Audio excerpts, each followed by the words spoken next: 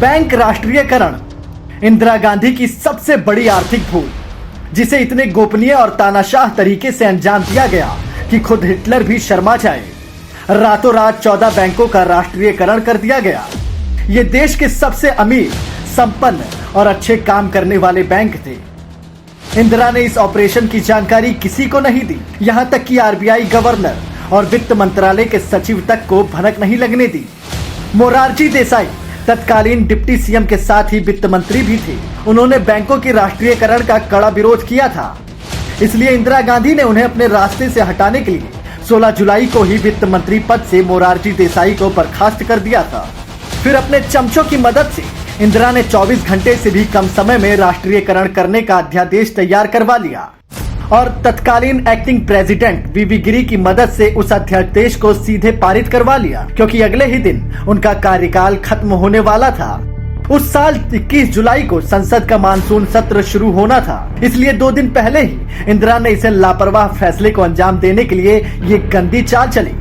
संसद में बिना किसी चर्चा के, बिना किसी बहस के इतना बड़ा निर्णय ले लिया गया था। क्या ये संविधान का उल्लंघन नहीं था? ये सारे तथ्य डीएन घोष, जो तब वित्त मंत्री के बैंकिंग विभाग से जुड़े थे, जिन्हें बाद में एसबीआई का अध्यक्ष भी बनाया गया, उन्होंने अपनी जीवनी नो रिग्रेट्स में इस फैसले के बारे में तफसील से बताया है।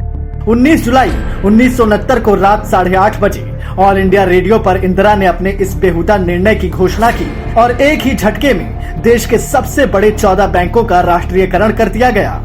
इस लिस्ट में central bank of India, Canara bank, Punjab national bank, united bank of India, Allahabad bank, bank of Baroda, bank of India, bank of Maharashtra, Dena bank, Indian bank, UCO bank, union bank, Indian overseas bank, syndicate bank जैसे नामी bank थे। बैंकों के निदेशकों को कार्यालय छोड़ने के लिए कहा गया और इंदिरा सरकार ने बैंकों को अपने कब्जे में ले लिया। इन 14 बैंक के पास पूरे बैंकिंग सिस्टम में उपलब्ध 80% बैंक डिपॉजिट, यानी कि जनता की जमा पूंजी उपलब्ध थी, या बैंकों में जमा आम आदमी का पैसा था, जिसका उन्होंने राष्ट्रीयकरण किया, जिस पर उनकी नजर थी। सुप्रीम कोर्ट के 11 जजों की बेंच ने भी 1970 में कहा कि इस अध्यादेश को जल्दी में लिया गया और इंदिरा गांधी के खिलाफ फैसला सुनाया और इंदिरा के इस फैसले पर रोक लगा दी। लेकिन 4 ही दिन में एक नया अध्यादेश लाकर इंदिरा ने एससी के इस फैसले को निष्प्रभावी कर दिया। और केवल इतना ही नहीं, उसने 1980 में 6 और निजी बैंकों का राष्ट्रीयकरण भी किया। इंदिरा गांधी के इस तानाशाह फैसले का विरोध अटल बिहारी वाजपेयी के साथ बाकी पार्टियों ने भी किया। लेकिन यहाँ सवाल उठता है कि आखिर इंदिरा ने ऐसा क्यों किया? ये दुर्भाग्य की बात है कि इंदिरा और पुराने कांग्रेसी नेताओं के बीच की आपसी तकरार का नतीजा था कि इंदिरा ने ये हिटलर शाही कदम उठाया। वामपंथी और समाजवादी बुद्धिजीवियों ने इंदिरा को राजी कर लिया था कि इस कठोर कदम से समाज के गरीब तबके और खासकर के किसानों को लोन मिलने में ज्यादा आसानी होगी।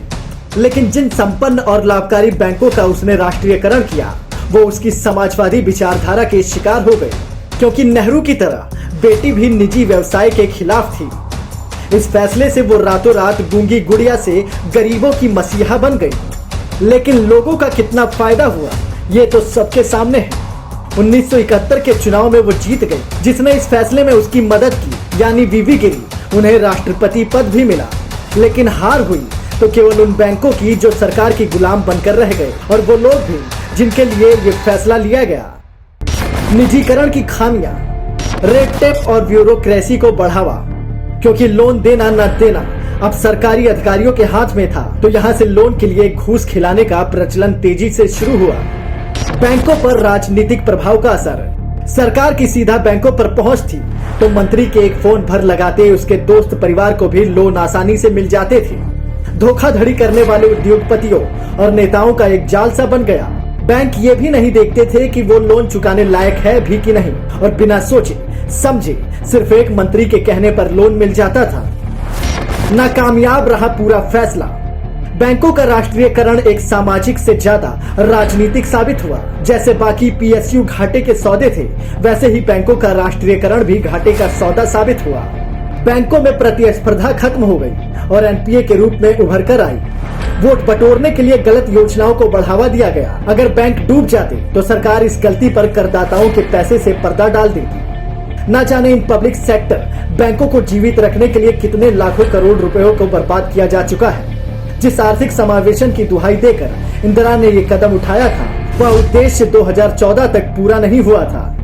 ये कहना गलत नहीं होगा कि ये फैसला सिर्फ और सिर्फ इंदिरा और कांग्रेस के हक में था, ना कि आर्थिक विकास और औद्योगिकीकरण के हक में। 53 साल पहले लिए गए इस फैसले से साबित हो गया कि आज बैंकों की लचर हालत के लिए हम इंदिरा के इस फैसले को ही जिम्मेदार ठहरा सकते हैं।